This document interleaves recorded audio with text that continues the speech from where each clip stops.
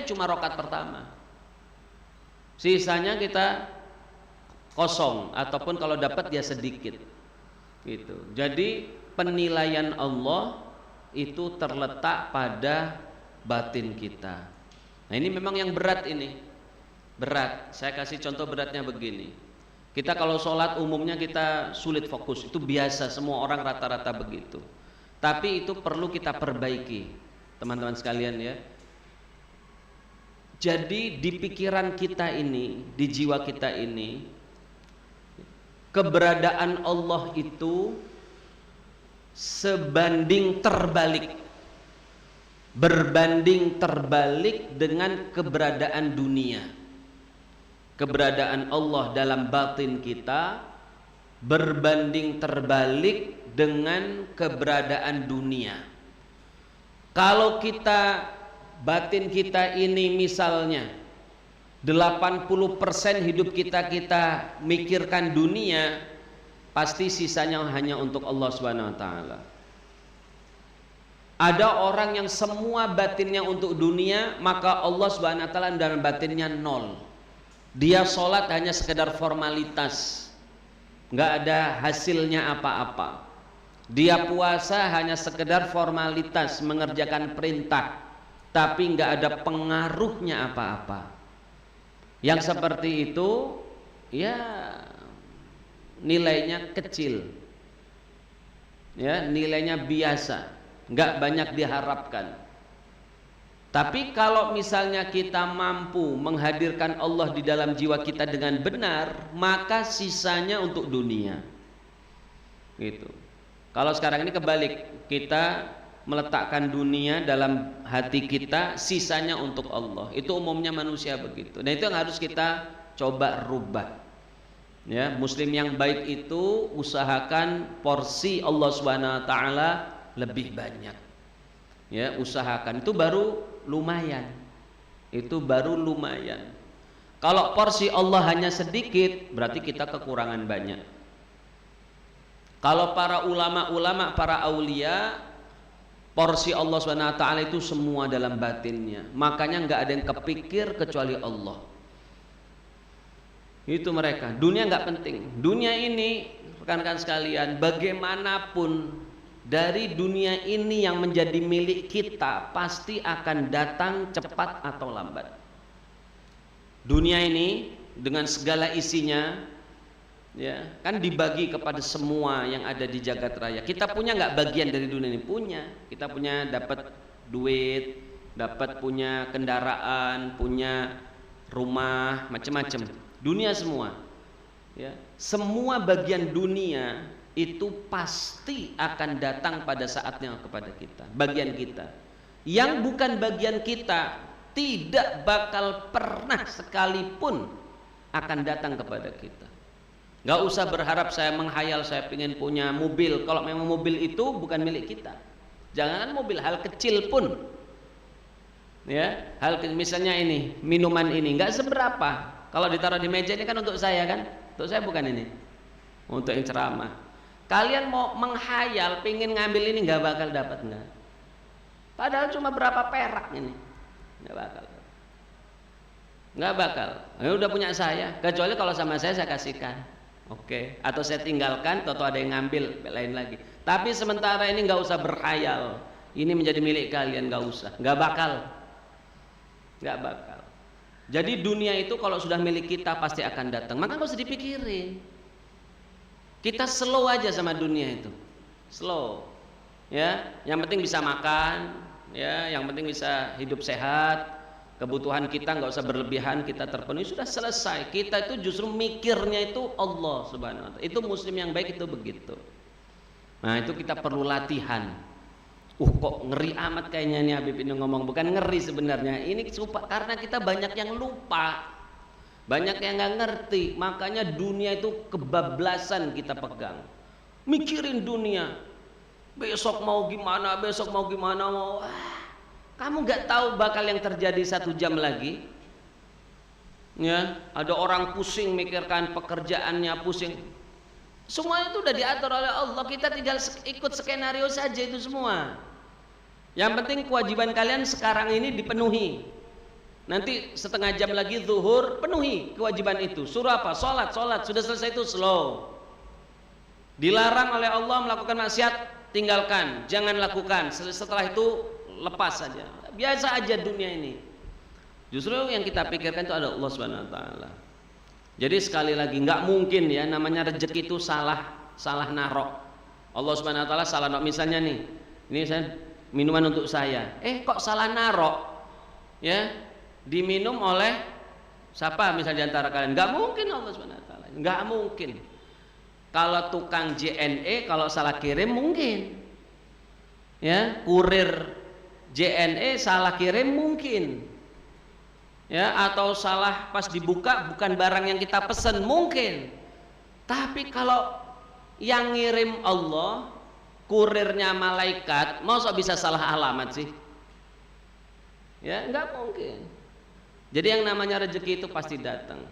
Ya, kalian kalau pingin kekayaan ya bekerja normal saja, biasa saja. Pasti akan dapat kalau memang itu jatah kita. Kalau bukan jatah kita, mau kita jungkir balik, kita jadikan satu hari itu 30 jam, nggak bakal dapat itu.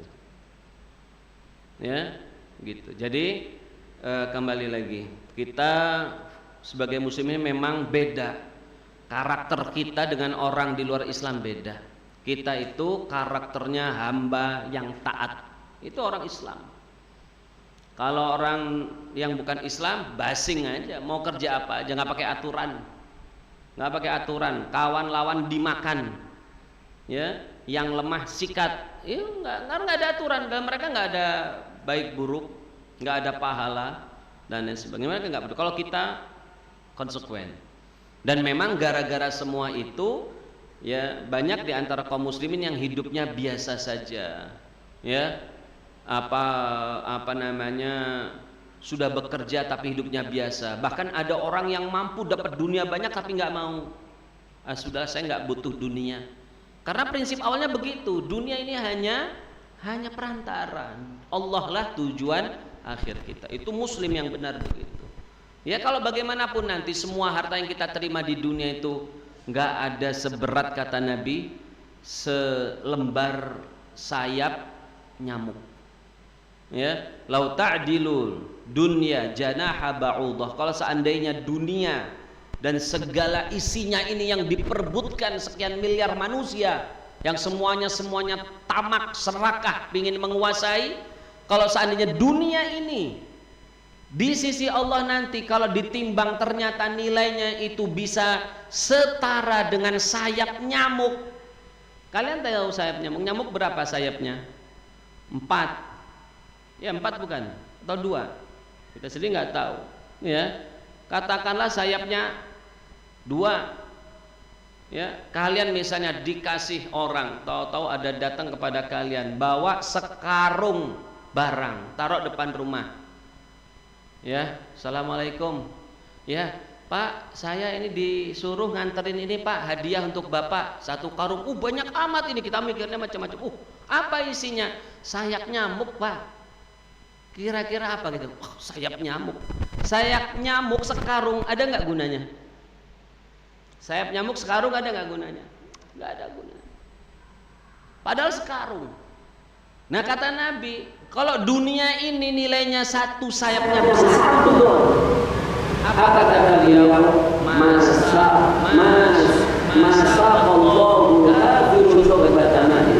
Allah tidak akan kasih orang kafir yang tidak mau menyembah kepadanya sedikit pun nikmat, meskipun hanya seteguk air.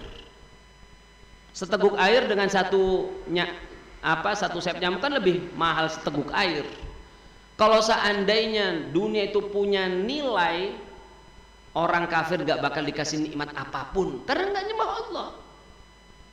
Ngapain ngasih orang yang nyembah Allah, yang gak nyembah Allah? Ya, meskipun hanya seteguk air, itu menunjukkan betapa kecilnya nilai dunia. Ya, kenyataannya orang kafir kaya-kaya kan? Berarti dunia ini nggak ada nilainya, teman-teman sekalian. Gitu. Itu frame yang harus kita bangun sebagai muslim. Kalau kita muslim jasadnya tapi pikirannya orang kafir, nggak ada guna orang begini nih. Jasadnya doang kayaknya orang Islam, tapi jiwanya jiwa bukan orang Islam, jiwanya hanya dunia saja, jiwanya nggak mau ibadah. Apa gunanya orang begini? Ya paling tidak dia beriman, ada memang nilainya, ada ya, kalau ada tetap ada, orang Islam tetap ada nih. Tapi begini nih nanti tempatnya masuk neraka dulu, terpaksa masuk neraka dulu ya, untuk membersihkan jiwa dia, badan dia itu. Jadi ya seperti inilah kita, kondisi muslim itu memang beda, karakter, cara fikir itu berbeda ya. Ya ini apa namanya,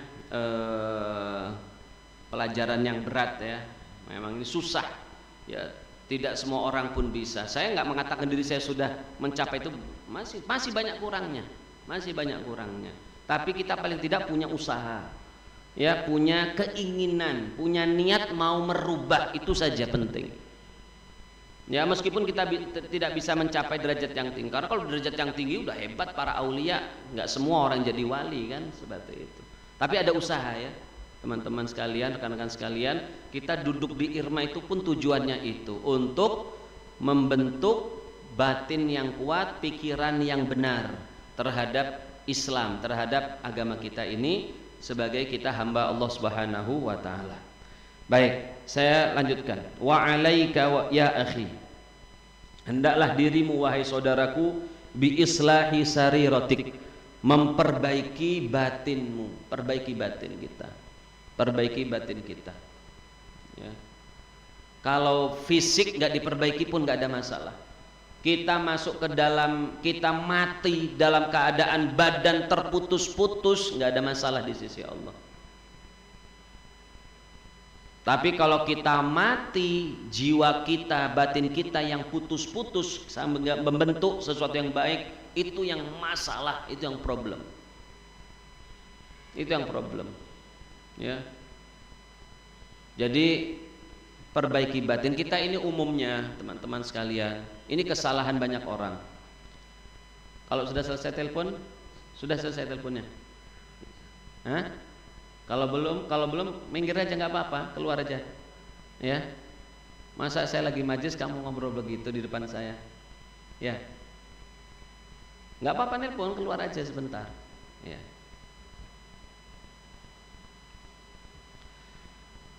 Para sahabat Rasulullah Shallallahu Alaihi Wasallam, saya nggak mengatakan sini orang hebat, enggak ya, cuma kita ngasih tahu adab-adab saja. Kita pingin hidup dengan baik, itu saja kok ya, pingin hidup dengan tenang. Muslim itu luar biasa, agama kita luar biasa. Kalau kita mau ngikuti cara-cara pendidikan Islam, luar biasa. Tuh.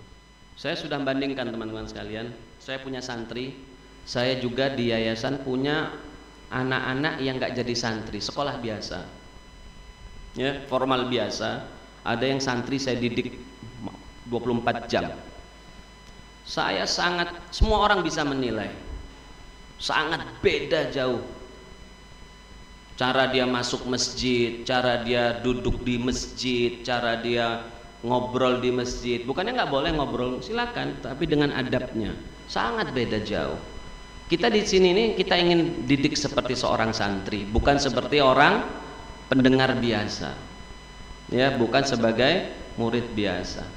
Memang berat, tapi hasilnya akan luar biasa. Pendidikan khusus itu ya, tentara yang lulusan akmil sama tentara pendidikan biasa sama nggak nanti keluar lulusannya? Beda. Akmil itu cuma belajar 4 tahun langsung perwira. Ini tentara biasa, lulusan SMA misalnya, dia daftar jadi tentara pendidikan, mau sampai mati pun, sampai pensiun, susah jadi perwira. Susah jadi perwira. Dia kalau perang taruh di paling depan, mati duluan.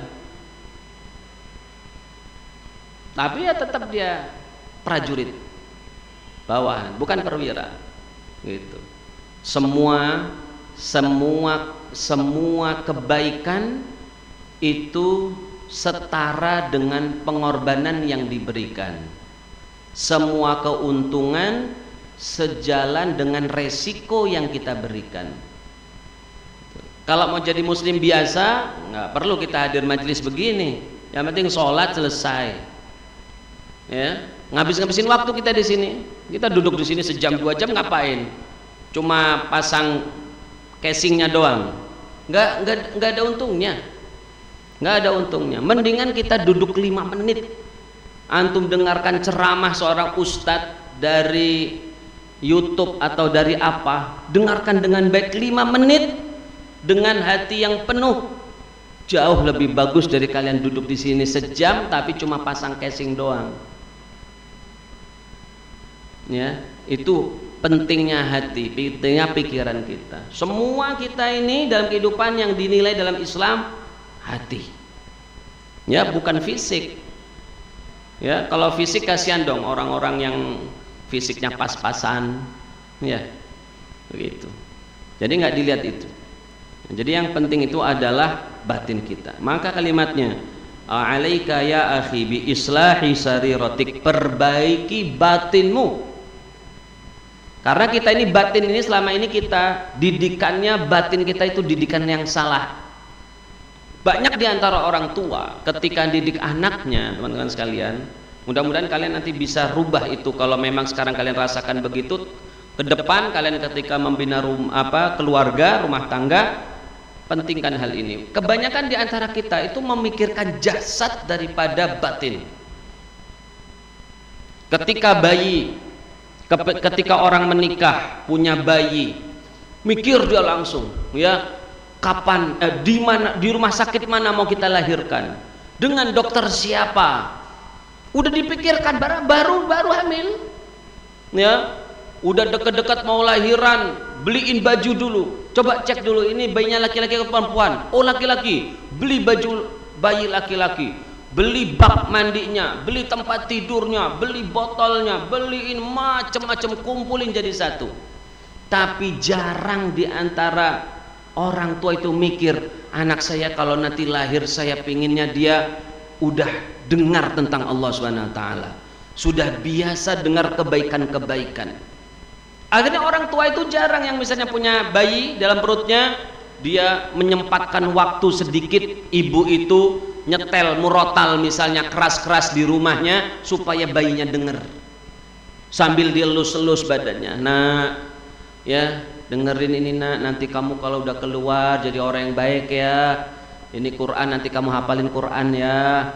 Wah, itu ada yang komunikasi. Pada bayi dengar nggak dengan suara-suara itu? Dengar. Ada pengaruhnya nggak terhadap otak dan fisik bayi? Ada. Tapi jarang kita mikirkan itu. Anaknya sudah lahir, mikir setelah orang tuanya ini, ya, makannya semuanya, sekolahnya nanti di mana, sudah mikir nanti SD-nya di sini, ini di sini. Tapi jarang mikirkan anak ini bisa ngaji atau tidak. Banyak orang-orang sudah baligh, sholat belum bisa, ngaji belum bisa. Itu kesalahan siapa yang utama? Orang tua. Anak itu bisa dipaksa. Anak itu bisa dipaksa. Kalau kita tegas sama anak kita dari kecil, ayo nak, TPA, belajar sama ustadz sana, langsung kita tes, bisa bacanya bagaimana, kita jaga sholatnya, kita ajari, udah bisa baca Fatihah, yang penting-penting tahiyat dan sebagainya, sudah. Kalau udah bisa, kita tenang. Itu orang tua yang baik. Kadang-kadang orang tua los, sudahlah anak saya sudah di TPA, sudah ustadz itu nanti yang tanggung jawab, nggak pernah diperiksa lagi. Nanti sudah besar anaknya nggak bisa apa-apa, baru dia pening. Dulu sudah saya ajari begini-begini, sudah kasih, ya tapi kamu ngajari tapi nggak pernah ada perhatian selanjutnya. Itu kesalahan banyak orang tua muslim sekarang. Nggak bisa begitu, teman-teman sekalian. Kita kalau mau punya, kita sekarang oke lah, kita nggak bisa jadi orang begitu, kita nggak bisa jadi ulama, kita nggak bisa jadi ahli ibadah. Jangan sampai keburukan itu berantai-rantai terus ke keturunan kita. Harus kita potong itu. Minimal di keluarga kita itu ada orang yang alim, jadi ustadz yang ngerti, dia ahli ibadah. Karena nanti kita akan tergantung pada orang-orang itu di akhirat. Sekarang mungkin kita yang ngasih makan anak kita, kita yang ngasih perhatian kepada mereka, nyekolahkan, oke kita sekarang. Tapi di akhirat siapa yang akan kita ikuti? Keluarga yang paling dekat, paling tinggi derajatnya kepada Allah SWT. Kakeknya nggak bisa ahli ibadah nggak apa-apa, bapaknya nggak bisa ahli ibadah nggak apa-apa, tapi cucunya bisa, semuanya nanti ikut cucung. Jadi jangan sampai kita berantai-rantai nanti di akhirat kita bingung. Keluarga besar kita mana ini yang ahli ibadah, bingung kita. Kita kocar-kacir kemana-mana. Maka harus ada di bagian itu supaya kita selamat nanti di akhirat. Maka dari sekarang kita ini memang salah dalam menyusun pemikiran terhadap mendidik anak itu. Banyak yang salah. Maka kesalahan ini jangan terus berlanjut, teman-teman sekalian. Ya, harus kita siapkan. Harus kita siapkan. Yang paling penting tadi itu mulai dari hati, bukan fisik. Bukan fisik, ya, bukan fisik. Wa 'alaika ya akhi bi islahi sariratika hatta tasira khairan min alaniyatika shalihah. Kamu senantiasa harus memperbaiki hati sampai hatimu itu lebih bagus daripada zahirmu, daripada jasadmu. Hati harus lebih bagus dari jasad. Dan jasadnya memang harus bagus dulu, maksudnya hati lebih bagus dari jasad. Jasadnya maksiat segala macam, ya bukan begitu maksudnya. Jasadnya usahakan jangan banyak maksiat. Meskipun ada maksiat, oke. Namanya manusia, selalu ada maksiat. Tapi tetap batin ini harus lebih bagus. Maksudnya gimana sih batin lebih bagus? Misalnya begini, ada orang masih punya kebiasaan buruk melakukan maksiat-maksiat tertentu. Misalnya masih ada yang suka judi online, naudzubillah sekarang, hati-hati ya, merusak, benar-benar merusak. Ada yang suka melihat hal-hal yang tidak baik, ada yang suka punya kebiasaan yang buruk, sukanya begadang malam-malam. Kalau udah begadang pokoknya mau ada apa, pokoknya hobi begadang. Dan sudah jelas biasanya kalau udah begadang itu subuhnya lewat, meskipun nanti dia tetap kerjakan, tapi tetap umumnya subuhnya lewat. Ya itu nggak bagus gitu. Oke, itu masih belum bisa kita tinggalkan. Tapi hati kita coba kita perbaiki yang lebih baik. Hati yang lebih baik gimana? Ada dalam diri kita ini merasa salah. Ya Allah, saya memang masih banyak kurangnya. Saya masih belum bisa ninggalkan ini ya Allah. Saya minta tolong ya Allah, perbaiki diri saya. Ya, hati kita tetap baik juga kepada sesama manusia. Tetap ada husnudzon yang baik. Jangan ada pikiran-pikiran yang buruk. Jangan iri. Jangan, perbaiki juga. Meskipun kadang-kadang kita masih belum bisa melakukannya. Pas kita ketemu orang, kita nasihati, orang itu suka judi, kita juga suka judi nih. Misalnya ada orang suka judi, ngomong, jangan judi lah, jelek judi itu, ngabisin duit orang tua, nanti kuliah kamu nggak selesai, banyak utang. Padahal dirinya itu lagi judi dia juga. Itu kayak gitu apa? Nggak bertentangan? Emang bertentangan, tetapi lebih bagus daripada kita biarkan orang itu nggak kita nasihati dari keburukan. Intinya batin kita lebih bagus lah. Supaya apa? Supaya nanti ada dorongan. Kita nasihati orang tentang judi, kok kita sendiri masih judi ya. Nanti kita akan terus menyalahkan diri, menyesal. Insya Allah pada akhirnya dengan izin Allah kita akan keluar dari semua kemaksiatan kita pada akhirnya. Yang penting harus ada dorongan dulu dalam hati kita. Ya, kadang-kadang kita sholatnya masih bolong-bolong. Tahu-tahu ada kita punya teman nggak sholat, kamu udah sholat belum? Sholat kamu, orang Islam nggak sholat, padahal kita masih bolong-bolong juga. Nggak apa-apa, nggak apa. Tapi bukan berarti kita kemudian asal-asalan loh. Berarti kita menyuruh orang sesuatu yang tidak dikerjakan. Iya, tapi itu lebih bagus daripada kita nggak sholat dan nggak nasihati orang supaya nggak sholat. Bagus mana? Kita nggak sholat memang, lalu kita nggak nasihati orang, kita biarkan, sama orang yang nggak sholat tapi dia nasihati. Bagus yang mana? Ya bagus ya ada yang menasihati. Paling tidak dengan dia menasihati, dia ikut menasihati dirinya sendiri.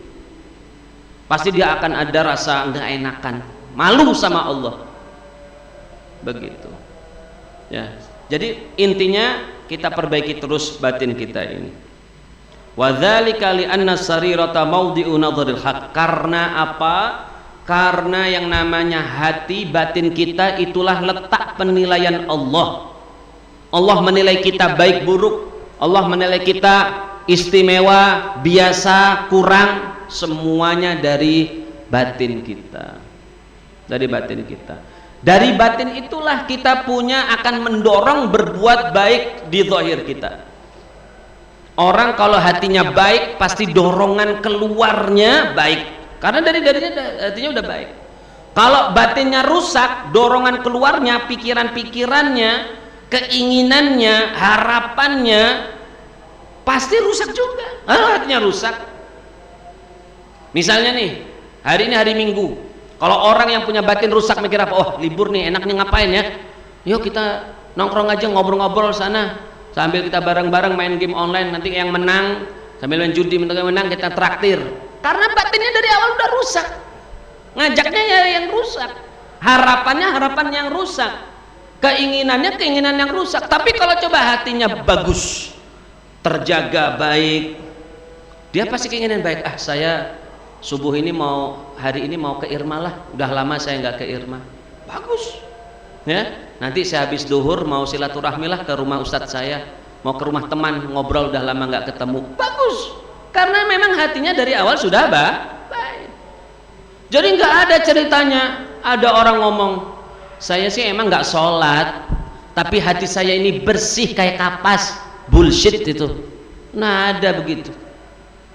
Mana ada orang kalau waktunya sholat terus dia nggak sholat, udah tahu orang Islam tapi nggak sholat, waktu asar udah panggilan asar tetap dia nggak sholat, masih aja main-main di mall segala, nggak peduli ya, terus ngomong hatinya bagus seperti kapas. Ngomong kosong, mana ada yang begitu. Yang namanya keinginan, kalau hatinya memang bagus, dia ada panggilan Allah Akbar, Allah, sholat ya, paling begitu dia ingat. Kalau dia hatinya kotor, jangankan ingat sholat, nggak ingat bakal mau sholat nggak bakal ingat sholat aja enggak. Ingat sholat aja enggak. Gitu. Jadi memang yang paling penting itu batin kita, teman-teman. Nggak ada orang saya mau sholat tapi nanti ajalah nunggu hati saya tenang, hati saya bersih. Ya gimana kamu kalau dohirnya nggak kamu paksakan terus mau ngajak hati kamu bersih, ya nggak bisa. Ya ada, saya pernah dengar dari perempuan, kenapa nggak mau jilbab? Saya nggak bisa jilbaban dulu karena hati saya masih kurang bersih katanya. Lah terus kamu kapan mau bersihin hati kalau kamu luarnya kamu kotorin terus? Ya nggak bisa, harus bareng-bareng, semuanya harus kolaborasi, kerjasama untuk memperbaiki diri kita semua. Harus dipaksakan, harus ada penyesalan, harus ada ingat kepada Allah SWT, kita ini salah.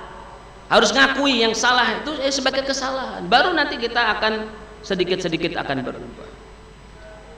Wal alaniyata matma'a nadhril khalq, sementara yang zahir casing kita ini, jasad kita itu adalah tempat penilaiannya manusia. Allah menilai batin, manusia menilai zahir. Kita nggak bisa nilai batin kan, nggak tahu, malah nggak boleh kita. Ada orang kelihatan bagus pergi ke masjid, saya tahu bapak ini ke masjid cuma lihat-lihat doang, gak pernah sholat bapak itu. Gak boleh ngomong begitu, gak boleh gitu. Siapa tahu dia ke masjid memang ketika itu udah lagi mau sholat. Kita nggak ada tahu zahir kita, nggak usah nilai zahir orang lain.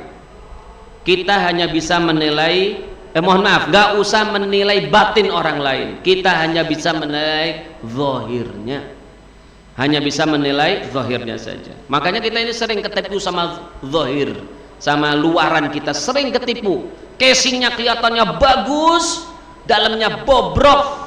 Banyak kita ketipu begitu. Ya, banyak kita ketipu gitu. Ya apalagi zaman sekarang yang model-model begini. Ya. Ngapain kok deket sama cewek itu? Saya mau pendekatan, saya mau nikah, mau jadi ini. Tapi pendekatan, nggak ada pendekatan sama lawan jenis itu yang dalam keadaan yang asli, nggak ada.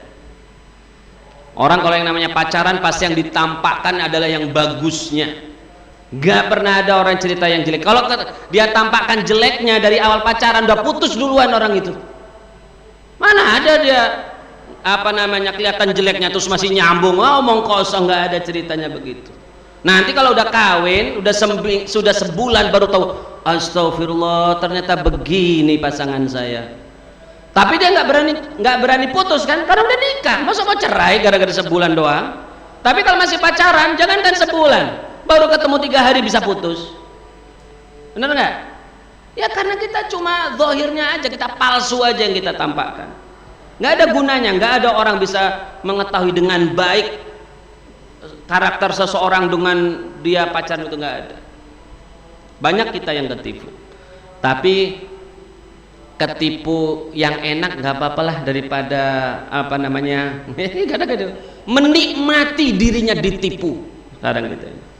Banyak orang menikmati, dia tahu dia ditipu, tapi dia nikmati, senang, karena otaknya sudah ketutup dengan hawa nafsu. Udah nggak inget lagi dia. Pokoknya yang penting enak. Mau ini air putih, mau minuman keras, yang penting manis, nggak apa-apa. Dia tahu minuman keras nggak boleh. Banyak yang ketipu dengan hawa nafsunya.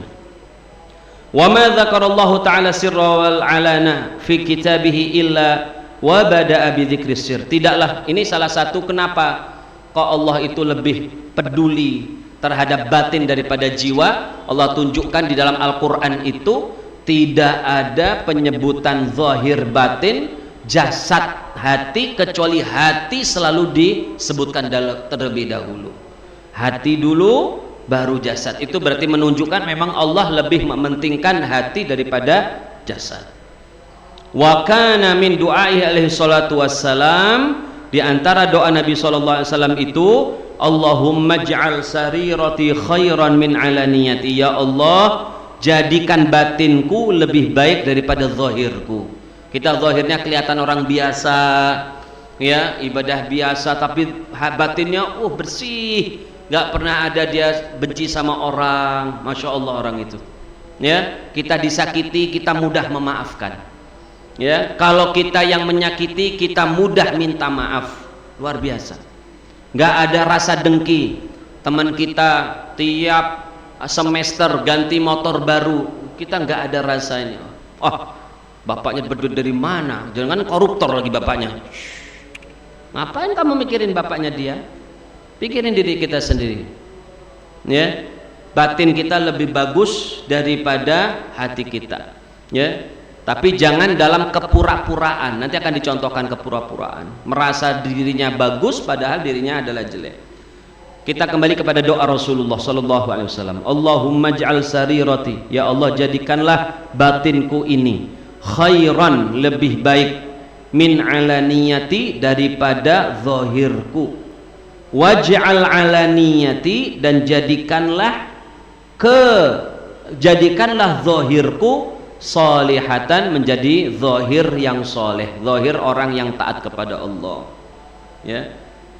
Berikutnya, wa mata salahat sariratu salahatil alaniyatu la mahalah.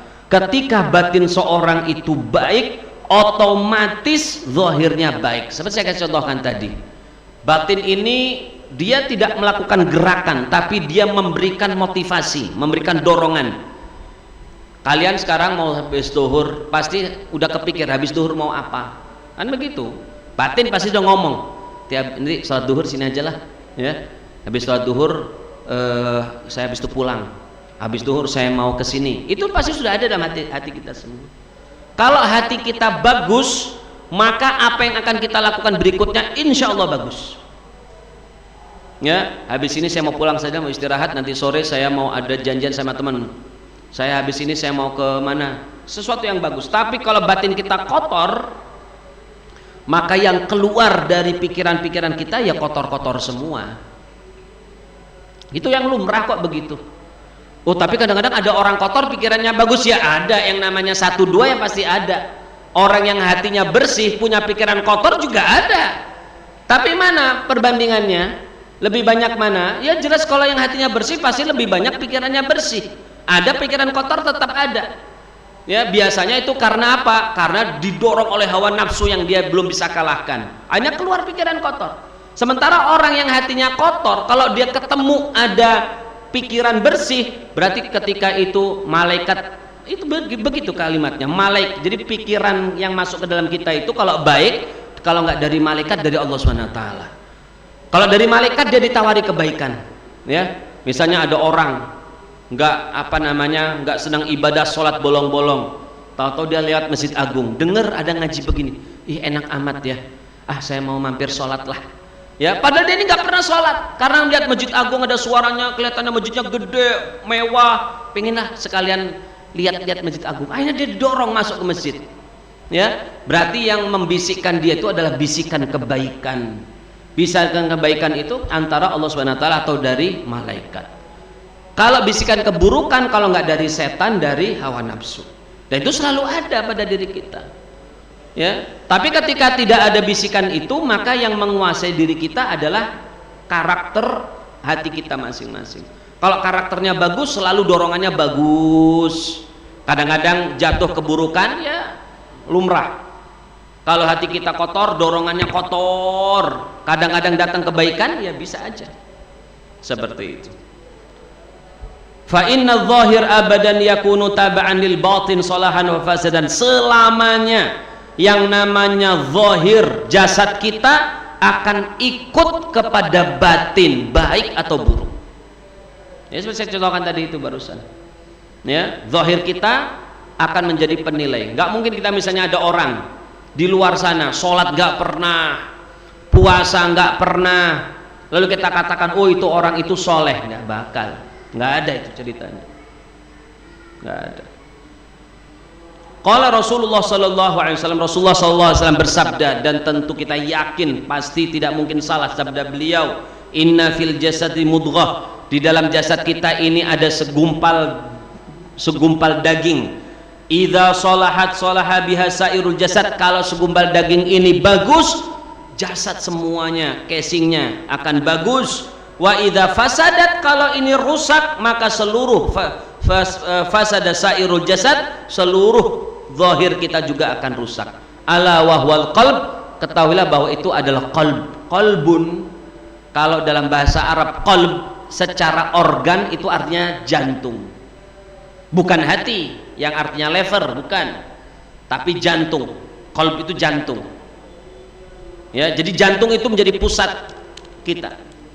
Tapi secara maknawi, qalbun, hati itu apa, jantung itu kita artikan hati dalam arti pikiran, bukan hati organ, ya. Hati dalam arti pikiran itu. Jadi secara jasad yang disebut dengan kata Nabi kan segumpal daging. Kalau segumpal daging berarti kan jasad dia. Itu adalah jantung kita. Tapi secara maknawi maksudnya adalah hati kita dalam arti pikiran, dalam arti jiwa, bukan hati lever. Ya, seperti itu. Jadi kita pentingkan itu. Hati yang paling penting. Dialah yang menjadi manajer daripada semua badan ini. Badan tidak akan bergerak kecuali pikiran yang menentukan dia mau apa, ya. Maka perbaiki hati kita masing-masing.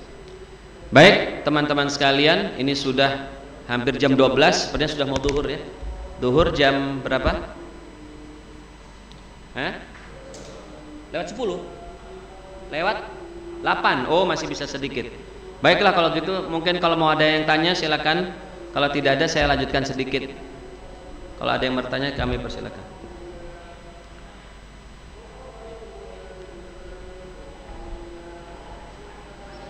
Tidak ada? Ada kertas.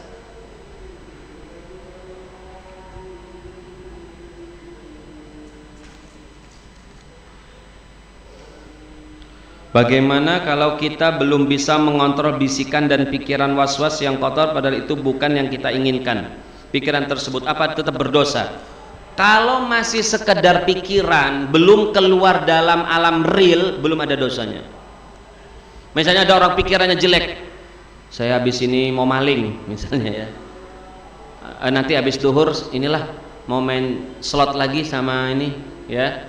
Baru ingin. Kalau inginan itu belum yang kuat, sekedar bisikan, sekedar betikan hati, lewat saja, belum dosa. Sampai kita wujudkan. Wujudkannya itu kalau misalnya yang sudah ini, misalnya habis sholat, ya, Biasanya misalnya main slotnya di seberang, udah ngambil motor langsung ke seberang. Nah itu baru niat itu, tapi udah mulai masuk ke dalam alam realitas, itu yang baru dinilai halal haram. Kalau masih dalam batin belum, tapi itu harus diperangi, ya, harus segera dipalingkan. Kalau tidak, kita akan terlalu terbawa. Dan teman-teman, ini kalian ingat semua, ini adalah ijazah atau pemberian doa dari para ulama-ulama, khususnya para habaib. Kalian yang muda-muda begini, termasuk saya mengamalkan. Bacalah Rabbishrahli sadri wa yassirli amri. Itu saja. Satu hari 100 kali. Rabbishrahli sadri. Ya Allah, lapangkanlah dadaku. Itu maksudnya perbaiki batinku. Ya, penting itu. Rabbishrahli sadri wa yassirli amri, dan mudahkanlah urusanku. Itu untuk urusan-urusan kita yang dunia ini. Lakukan itu. Satu hari 100. Itu ijazahnya saya dapat dari Habib Umar bin Hafid, dari para habaib. Itu diamalkan oleh para ulama-ulama kita. Ya, satu hari kalian 100 kali baca itu. Itu untuk menghilangkan itu diantaranya pikiran-pikiran kotor, ajakan-ajakan jelek, ya, meninggalkan kebiasaan yang jelek. Itu mudah-mudahan itu adalah amalan untuk memudahkan niat baik kita itu. Wallahu a'lam. Bagaimana cara menghadapi teman yang sering melukai hati, sedangkan saya dan beliau satu tempat kerja dan satu tempat asrama? Ya, yang namanya orang, kalau kita merubah hati orang susah, kita merubah hati sendiri aja susah. Ya, gimana caranya? Didoakan aja. Kamu sabar dengan semua ucapan doa. Ini orang ini memang begini, ngomongnya memang selalu kebun binatang segala macam keluarnya, pikirannya juga supaya jelek-jelek. Sudah, kita maklumi, memang seperti itu. Kita doakan, ya Allah berikanlah hidayah kepada saya dan kepada teman saya, mudah-mudahan orang ini ngomongnya semakin baik. Sudah, ya. Atau kalau kita bisa nasihati dengan lisan kita, nasihati pelan-pelan. Ya, kalau kita apalagi satu tempat kerja, masa mau kita tinggalkan kerjaan kita, ya. Dan jangan juga kita ngomong, ya Allah mudah-mudahan orang ini cepat keluar dari tempat kerja ini supaya saya lebih, itu ya egois namanya. Wallahu a'lam. Assalamualaikum. Waalaikumsalam. Kenapa setiap melakukan kesalahan tapi yang disalahkan sholat, pakaian, majelis dibawa-bawa? Apa maksudnya ini ya? Maksudnya mungkin kalau ada yang salahkan, gara-gara kamu sholat, gara-gara majelis. Wah, ini repot ini yang ngomong kayak begini nih. Ya, kadang-kadang ada. Kamu ini jangan terlalu fanatik sih. Ya. Masa sholat aja harus awal waktu, fanatik amat. Ngomongin saya sering gitu. Orang ini orang bodoh. Kalau kita ngikuti orang bodoh, ya kita ikut bodoh. Ya, kita harus sabar. Wa a'rid 'anil jahilin, panglingkan kalian dari orang-orang bodoh, jangan diikuti. Tapi jangan langsung disalah-salahkan, jangan, oh kamu ini nggak ngerti agama, kamu nanti masuk neraka cepet kayak gitu, kamu mati sul khotimah. Ya nggak boleh. Ya namanya orang bodoh, harus dengan cara yang baik. Sholat awal waktu bagus loh. Sholat itu kalau kita bisa disiplin, nanti pekerjaan kita yang lain disiplin. Ya, dulu para ulama menilai baik buruk orang itu dari disiplin sholatnya. Memang sholat bagus. Kalau majelis itu kita ketemu orang baik, hati kita ikut baik. Nah gitu. Ya, pintar-pintar kita ngomong. Kalau ada yang seperti itu, biar. Kadang-kadang orang tua kita sendiri. Kamu mau kemana nak? Mau ke majelis? Jangan sering-sering majelis, nanti kamu fanatik. Loh. Bukannya orang tua itu seneng anaknya rajin sholat, anaknya nutup aurat. Malah kadang-kadang anaknya diajak ke mall, udah nggak usah pakai jilbab lah sekali-kali biar kamu agak enak sedikit gitu. Ya Allah, itu orang tua gimana? Tapi ada orang tua yang begitu itu. Anaknya malah dilarang berbuat kebaikan. Naudzubillah min dzalik. Wallahu a'lam. Assalamualaikum warahmatullahi wabarakatuh. Waalaikumsalam warahmatullahi wabarakatuh. Ustaz mau bertanya, kenapa kebanyakan orang non muslim hartanya lebih banyak daripada orang muslim? Dari sisi banyak uang, untuk tidak perlu bekerja keras langsung jadi. Kalau kita sebagai muslim harus bekerja keras dulu. Ya, nasib yang pertama. Nasib. Ya, kalau dia orang kaya, anaknya kaya juga kan gampang. Ya, nasib. Dan nasib kita kalau jadi orang baik nggak usah dikhawatirkan. Nasib baik kok, nggak apa-apa. Ya, nasib nggak apa-apa. Itulah itu karakter orang Islam itu, memang dia mau kebaikan. Cukup ya, ini nanti kapan-kapan kita jawab lagi. Wallahu taala alam. Saya pikir ya kita baca cepat saja. Bismillahirrahmanirrahim. Alhamdulillahirabbil alamin. Allahumma